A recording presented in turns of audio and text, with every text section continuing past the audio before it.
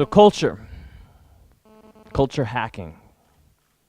That's what we'll talk about. Culture is everywhere. There's a culture to this conference right here, right now. Everything that you expect, all the behaviors, all the values, all the desires you have for this are all contributing to the culture of this room. And this culture is going to change. It's going to change within this speech. It will change by the end of the day. Where I first started learning about culture was here. Does anybody recognize this? Anybody? A few of you. It's called Burning Man. It's a festival in the desert of 50,000 people, all gathering together for a week to live life as art, to create culture for 1 week together.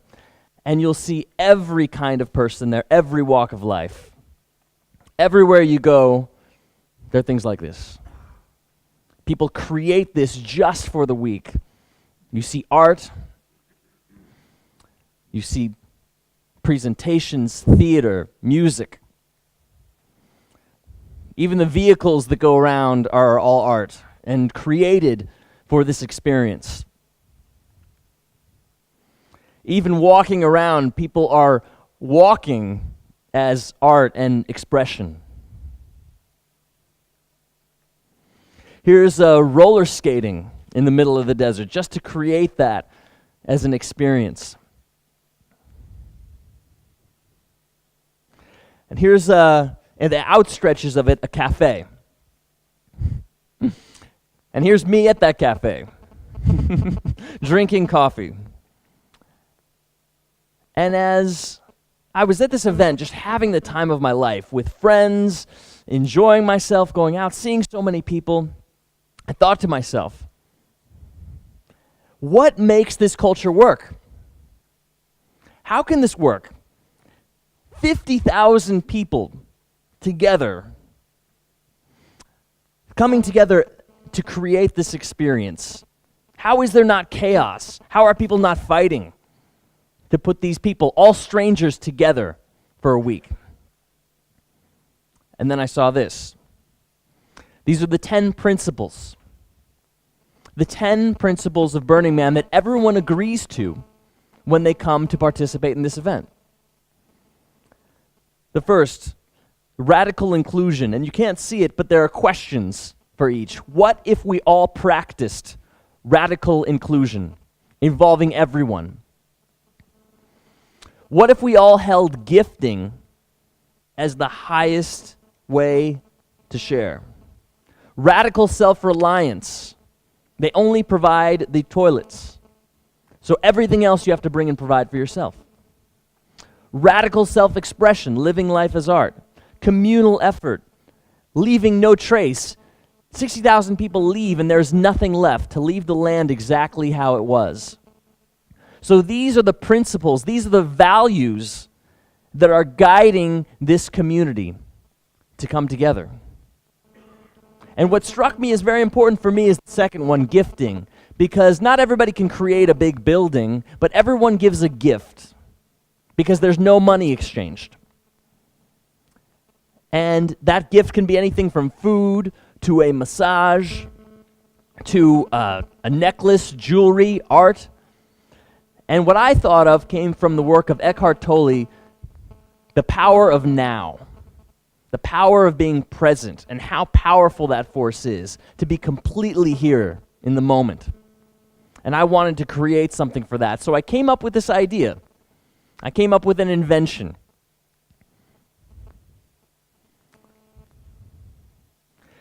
A watch that just says now. It can't tell time. I call it the most accurate, precise watch in the world. It always tells the right time. Doesn't even need a battery. So I created this to share with the Burning Man community, and people loved it. They loved it. Everyone went crazy for it. They thought it was great. So I thought this would be great to create a business out of it. Why not? Start selling these now pieces for people who also wanted to live in the now. Even when I got home, people were excited about it. So I invested a lot of my money, all of my money, my friends' money, my family's money, to start this business. They took years, but I got the trademark for it. And was working so hard to put this together. And then one day, I come home, and I get an envelope in my hands, and I have this sinking feeling. I just knew it, what it was. It was this here, which is a letter, a cease and desist, essentially saying, terminate the business. And I spoke to my lawyers because I had a trademark. And I said, what? I can do this. And they said, okay, we'll try it. And I spent more money fighting it until they said that it would take 3 more years to win, and I might not win, and hundreds of thousands of dollars just to find out if I'm right.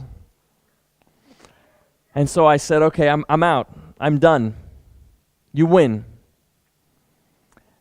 And what I was left with was lots of bills, of debt, just up to here in debt. I sold everything I had. I sold my car. I had to move in with my parents. It just felt awful, and I didn't know what to do. I had no idea. Who do I talk to? I can't pay anyone to help me out of this. I can't even go bankrupt because I owe this money to my friends, to my family. I have to somehow get back. And I didn't know what to do until I discovered something. I discovered there was a community for this. I'd found this great community in Burning Man and then into this world of business, and I didn't realize there was a whole community of people who were suffering the way I did who could help. And the name of that group is Debtors Anonymous. It sounds funny, but it's very real. It's based on Alcoholics Anonymous, of people who are debtors. And I went to this group and I thought, I'm just going to go in here, figure out how to get money and get out. And it was amazing, the people I found in there. Entrepreneurs who had risked it all, lost it all, got it back, lost it again, and just created this habit of debting. And it would ruin their lives, ruin their families' lives. And this group came together to support each other. And I started going to the meetings 3 times a week. I got a sponsor. My sponsor had gone deep into debt and got himself out and was making hundreds of thousands a year. I said, I have to learn what you're doing and how you did this. And I came to really, really respect this community. And I worked the steps. I really put all this effort into it to bring my life back. And it really worked. And in just a couple of years, I was back on my feet, out of debt, great car, job, even a house. And I really had this community to thank. And I thought, okay, what makes this culture work? This is a whole culture in and of itself. I had only known Alcoholics Anonymous and these for drug problems and alcohol problems. I didn't know there was a whole community that would still use this philosophy to help somebody who'd gone into debt. And it was a whole psychology. I realized every time I would say, oh, I will go do this later, I was debting to myself. And I switched this psychology into one that worked. And I said, what made this work so well? I got in and out of debt so quickly by working with this community. So what makes that culture work? And these principles, the 12 steps of the program, actually correspond with these values. We admitted we're powerless over alcohol or debt that had taken over our lives. The value of honesty. Came to believe that a power greater than ourselves could restore us to sanity. The value of hope. Made a decision to turn our will over to God. Faith. And as you can see, those values go down. These values are governing what has been the most successful recovery program of all time. And once I recovered, I said, what am I really going to do in life now? I was done with the watch business, that was for sure. And a friend from school, Georgetown Coaching School, approached me. He's the author of this book here, Tribal Leadership, which some of you have heard of. I think there may even be a class on it while we're here.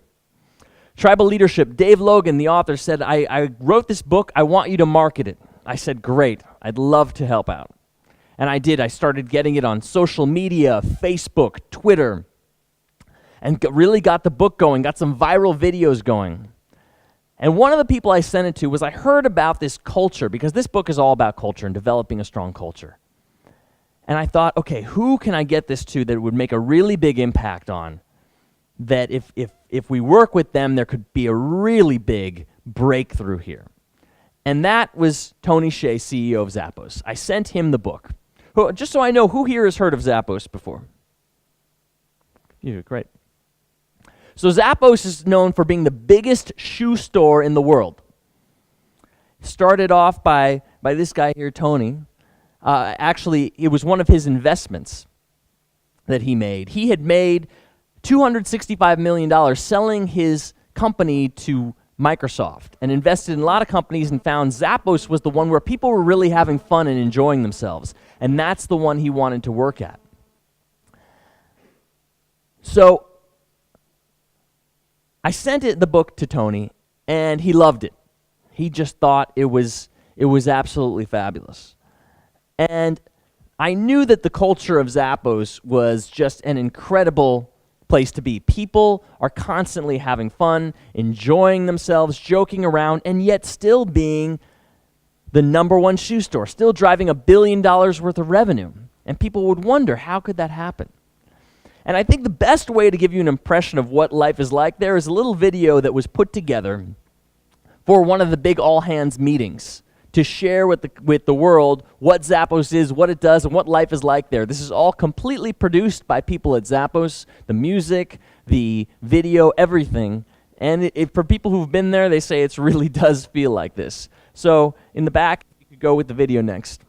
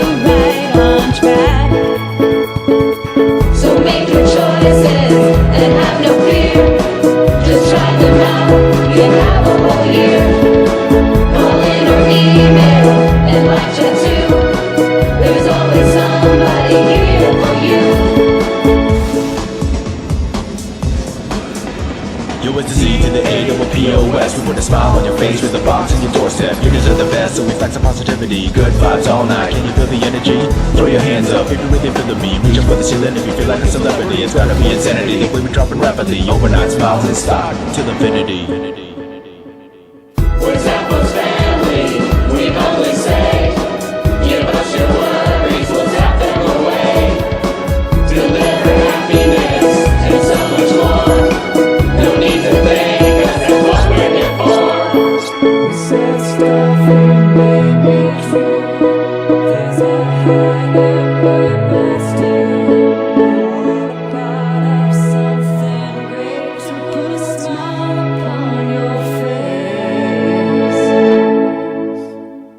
Zappos.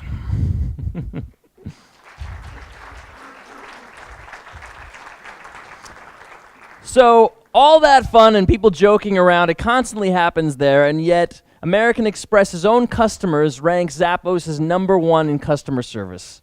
And that extended beyond shoes to all kinds of different product lines. And when I went and visited with the authors, I got this culture book. Every year the company puts together what the employees think of the culture. And I opened this book up and I read amazing stories. One where a woman said her sister had died and she was so sad, but she was overwhelmed even more by the support of the company. Hundreds of people just giving her love and support every day. And that's why she was so proud to be part of the Zappos family. And I said, I've really got to go experience this in some way. I've got to be a part of this family. And so many people have come, thousands of visitors who've come to have a great time. Even a couple got married at Zappos. They're not employees. They got married at Zappos. They were just so excited to be there. And so, of course, again, I thought, okay, what is it that makes this culture work? And you might be seeing a theme here, which is the Zappos family core values. These 10 principles that are running the company, even more than managers.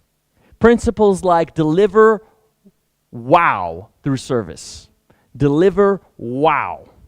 In fact, there's something people call at Zappos the wow face, where you have 2 W's and you go, wow. And embrace and drive change. Create fun and a little weirdness. Build open and honest relationships with communication. Pursue growth and learning. All these things that everybody learns in training. You hear stories about each of the values. They're on everybody's badge. They're all around the walls. Every evaluation is not done for performance. It's done for how well do you live the values. The values are running the entire company. And when people have to make decisions, they talk from the values, and the values help make the decisions, even more than management does.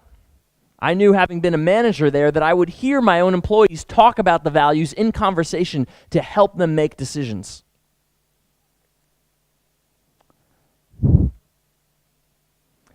And so Tony had asked, can the culture itself be a product? So many people were coming through asking about how to do this, that they said, can we sell this?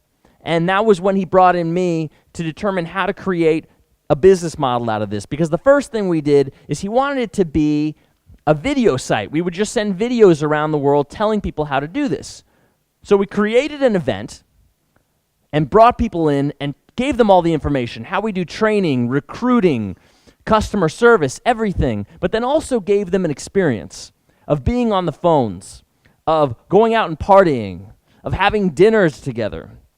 And then after the whole thing, asked them what would they thought. And they said the information was okay, the experience was amazing.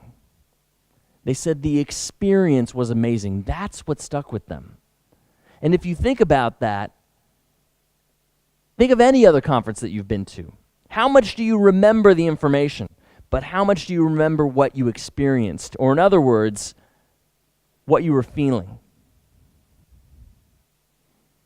It's a feeling that it comes down to, and that's what culture is. When you walk into an organization, I can walk into an organization and within 2 minutes I will know their culture. Just by speaking with a few people.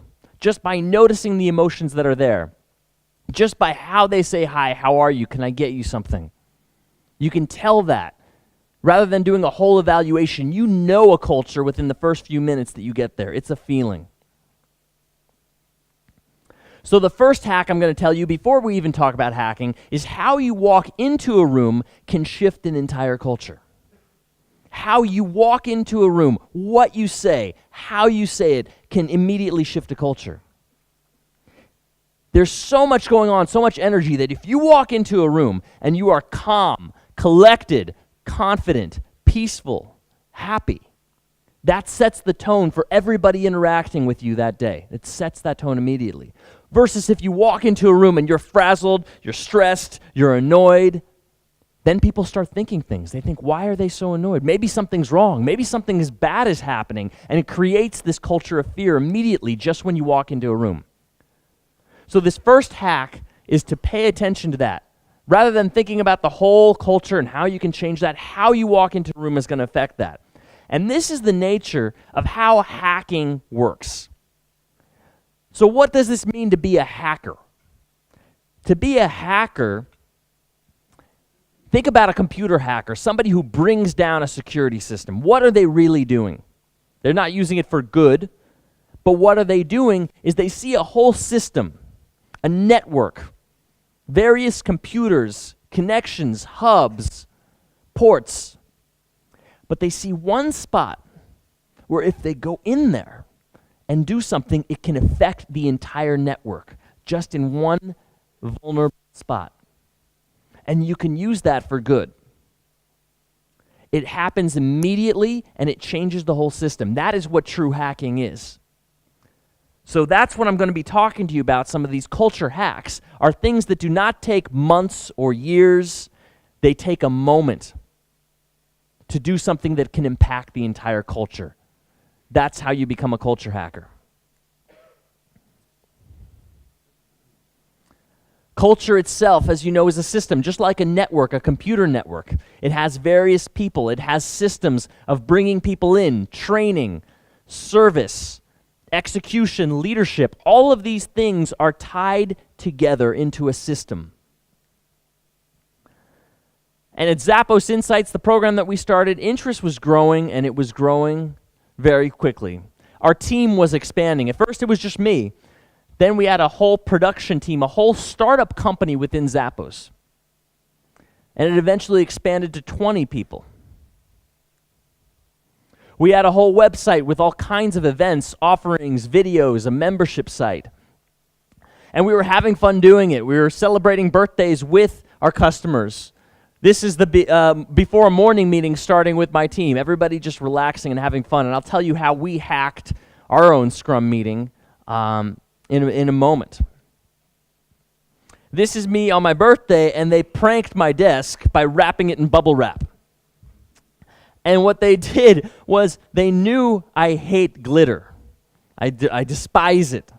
And at every layer, they put glitter in there. And then, so I had to unwrap. Every time I unwrapped it, glitter goes everywhere. And then when I finally had that, I sit down at my desk, and they're all smiling, and I don't know why. And they take a rocket, and they shoot it above my head to a whole bag of glitter that just exploded all over me. Everybody laughing hysterically, right? These are the kind of things that would happen every day because we just knew how to have fun through it, even when we were stressed. Here's Mig with his own hack. I'm in the zone, do not disturb until 12 p.m. unless it's for food. He didn't tell everybody to be quiet, he just put a note on his headphones. So there was all this fun, all this profit from living from the values. My team would constantly be talking about the values. They would hold me to it and say if I was not living the values. And then there was resistance from our customers, from our own customers, because they would want it so bad. They would come in and see that environment and love it and say, I want a company like that, but I can't have it. I can't have that. I can't have what you have. And they would cite every reason. They would say, we are too big. We're too small. The CEO stops us. It's HR. We don't have money. Name your excuse. They had it. But some people did do it. So what was the difference? Why could some people do it and some couldn't?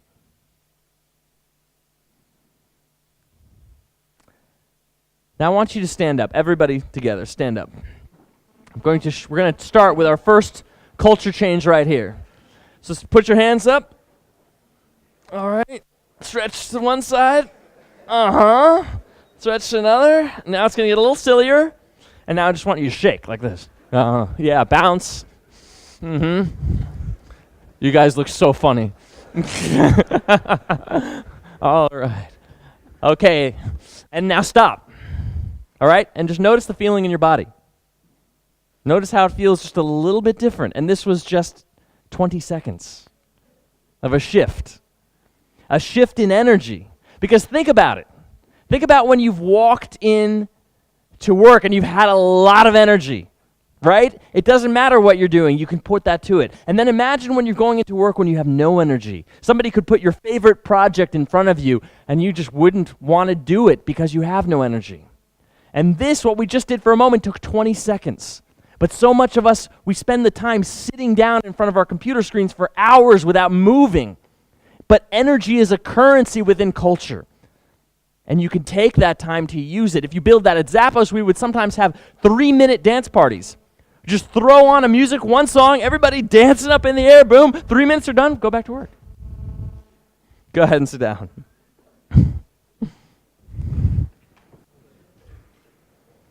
That's how fast a shift in culture can happen. Just the smiles on your faces right now versus when you first stood up. Completely different culture in the room. It can be an instant shift to hack the culture. So again, we have to turn to this philosophy of what it means to be a hacker, especially when we were going in to help these companies. Because like I said, 25,000 people would come through a year just to watch Zappos work. And then we'd have hundreds of companies pay us thousands of dollars to ask, how do you do all these things? But some would go home and be successful and shift their culture, and others would do nothing. Most would do nothing, and that bothered me. They had a great time while at the company. It wasn't like we were selling them something bad. They enjoyed themselves. They loved it. But they weren't creating the culture change that they wanted. So that got me thinking, how can they change it? How can they change it quickly? Hack number 2, I realized, is to destroy something. Destroy something. This is a master tool of hackers, and you can use it in a positive way. But first, I need you to understand what destroying means and how powerful it is. Think about it this way. How long does it take to build a building? What, a year? 2 years? Long time. Long time to build a building. How long does it take to destroy a building? Like that. So, destruction is more powerful than creation in terms of hacking, in terms of creating an instant change. So the question now becomes, what is something that is not working that you can destroy? Because that will have a faster, bigger impact. Oftentimes what that thing is a person. It's a person who's bringing people down. It's a person who might be a great programmer, but they make everybody feel awful and terrible. And destroying that, getting that person out of there with honor and dignity, creates a whole uplift to the rest of the culture. What I've seen is companies sometimes go back and they say, you know what? We don't need to wear this clothing. You can wear whatever you want. You can wear jeans. And then they destroyed the dress rules. And all this energy came up in the company because they destroyed something they didn't need, destroyed something that doesn't working. If you can find that and eliminate that, you've started to hack the culture. Hack 3. Your company is not medication. Your company is not medication. The idea with this is that what leaders and managers will sometimes do is they want something from the company. I was talking to a leader who said, I need my team to be more excited. I need them to have all this energy. And I said, okay, let me ask you one thing first. When you go home after work and you're with your family and you're doing what you do on the weekends, how much excitement and energy do you have? And she said, oh, none. It's awful. And I said, okay, we've got to fix that. Because right now, you're using your people to try to get excitement for yourself. And I said, first thing you're going to do is you're going to go home and name some exciting things you can do. And she did, and I said, I want you to do them. And she did them, and she created that excitement. And then she went back to the company, and I checked in after a month. I said, how is things going in your culture? She said, it's going fantastically well. Because she got the energy that she wanted to bring to the culture. So if you want something at your company, whatever it is, passion, excitement, energy, anything, if you're not bringing it, then you're using the company as medicine for why your life isn't working. It's that real. Anything you want, you have to give, and will become more of it.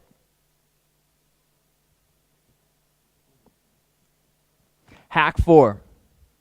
Frustration is gold. This can be a hard one to realize because it can just be so hard in the moment. But what I've found is that anytime there's frustration, frustration means there's energy. It's just blocked. And it can happen for a variety of reasons. At Zappos, it happened when the companies that we're buying shoes from, some would ship out shoes to the customers and they'd be late. And we couldn't do anything about it. And so we had a decision to make. Are we going to commit to service or to working with these companies? And we committed to service and lost 25% of revenue and profit in one day. It was frustrating. But in the long run, became the biggest shoe store in the world. And those shoes, the companies shipped the shoes back to Zappos so that Zappos could ship it for them. So frustration means there's energy, and frustration means there's an opportunity if you can see it, if you cannot get caught up in the emotion. So this idea that frustration is gold can trigger you in a moment, but I've always found that there's an opportunity in it. What you don't want is apathy, no energy, people not caring. If people don't care, you can't work with them. You might even have to get them out because there's no energy there. If they're frustrated, if they're angry, that means they care. That means they have passion, and you can shift it from one area to another. Hack 5, use ritual for energy. Use ritual for energy. So this is where my team did our own version of adding to Scrum in the morning when we would get together. We're a non-technical team, but what we would do was I wanted to create energy every day. So rather than just focus on this is what I'm going to do today, I had them each start with sharing one thing that they were happy about or thankful for or excited about. It doesn't have to do with work even, anything in life. Anything that you're happy about, thankful for, or excited about. And they would one by one share. And in that meeting, everybody would get that energy and everybody would get that excitement. And we would do that every day. So we didn't wait for something good to happen to celebrate and say, great. You had to look every day for something to celebrate. And it would just take a minute every time. And people loved it. We all looked forward to it. 8:15 a.m. every day. You are in that area and you're sharing that thing that you're excited about, that makes you thankful. So, like we did here, standing up, or like that 3-minute dance party I talked about, you'll forget about it. You easily will, unless you make it a ritual. We developed something called 3 p.m. Thursday dance party.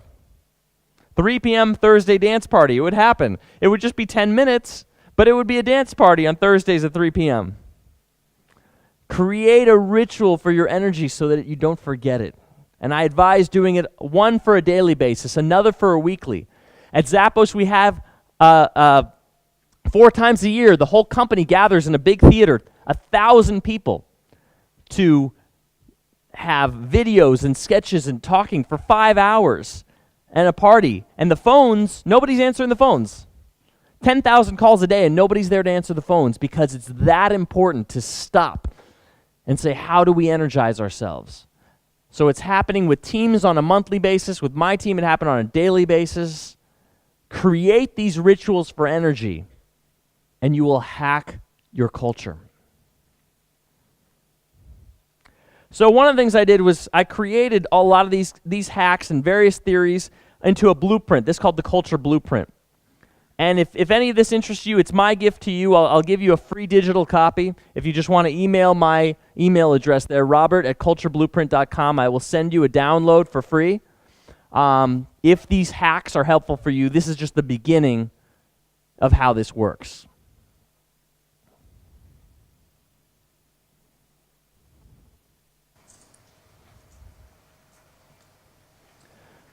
So I'm not sure if we have time for questions. Maybe if there's a mic here, if anybody has a pressing one that would help.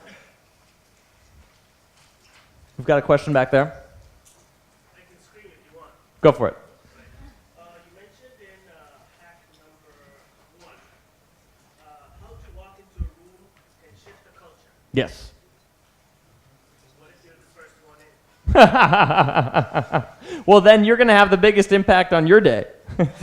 One of the things that you can hack your own productivity, you may have heard this, to hack yourself. What you can do is do one important thing before you touch your email. If you do that one thing that you will do, it will create so much energy, and then you'll go through your email very quickly. Try that. It's an amazing hack on yourself to do something, a task that has nothing to do with email before you do your email. It'll change your tone and energy for the day. About the Burning Man the value, I noticed it somewhere in question mark. Yes. Well, because what happened was each of them was a question. Each was a what if we live this value. If you noticed, whether it be Debtors Anonymous or Zappos or Burning Man, the values weren't just words. They each had sentences with them because it wasn't just about a word. It was about living it, putting into action, asking a question. When values come alive, they just have a lot more words to them. So that was the consistent thing I realized about the cultures that had really, really strong cultures and values, is that it went beyond a word into stories, into explanations, into questions, into conversation. Okay. Yes, as culture is something that I get back with me when I come home. Where are the limits between my professional life and my private life? I've got the impression that when I saw the video clip, for instance, it looked for me a bit as a sect, as brainwashing, everybody happy. Where's the place for dissidents? Where is the place for counterculture in your culture? Yes, great question. So there is, if you go through there, it looks like people who would not be friends with each other, people who dress very differently, act very differently, have different interests, but they all share the values. And Zappos has been accused of being a cult, but it's actually very much the opposite of a cult. I'll give you an example of why this is the opposite of a brainwashing cult behavior, because what most companies will do when they have an event or a happy hour, they say, okay, after work, come, we're going to get together and do this corporate thing. And what a cult does is takes you away from your friends and your family and says only focus on the company. But what Zappos would do, and this is just one example, is when we would have an event like that, it would happen at 4 p.m. during the workday so that it would end by 6 so that you can go home and have your life with your friends and your family. So it has that cult-like feeling of happiness, but if you look at the actual behaviors, it supports dissidents. It supports your friends and family. It brings in friends and family and gives you time to spend with them. Does that make sense? I think we have maybe time for one more.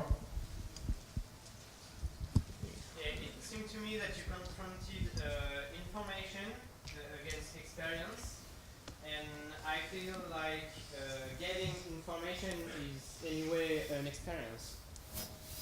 It can be, but imagine I was up here delivering all this information with no photos, and I was just talking like this the whole time, just saying it this way for an hour. I think the information lands a little differently. It's a bad experience. Right. Right.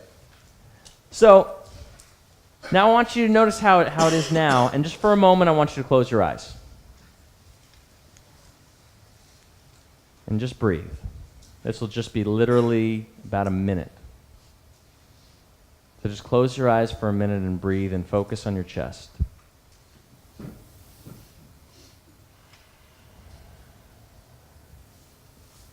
And imagine there's a light in your body. And as you breathe in, it powers that light. And that light expands.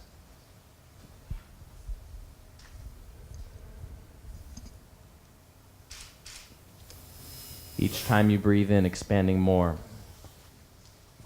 That light goes outside your body to the people next to you.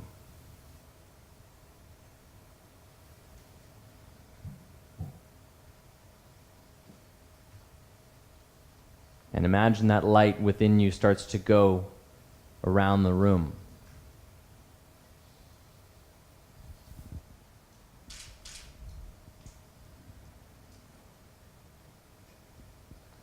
And each time you breathe, it powers that light. And when you breathe out, you let go of anything you do not need.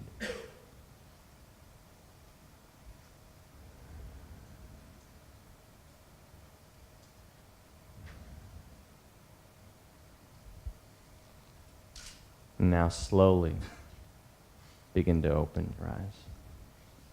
And notice how you're feeling, what you're thinking, how there's a different energy in the room. And I leave you with this last bit, which is there's another culture, and that is Scrum. Another culture that's driven by values. And I think it's easy to get lost within the system of Scrum, of all the mechanics that have to be done. Now, I know that people find it a challenge to get Scrum to really stick. And what my belief is that if you're too focused on the system, it's not going to work. But if you focus on those values, here's another that you might recognize, a certain manifesto that's also values written out in sentences here. So the Scrum values, the Agile Manifesto values, all these, if you have that at the core, bring that every day into conversation and ask, how are you living it? Then you can look at a system like this as a culture hacker and hack it so that it works for you. Thank you very much. Great to be here.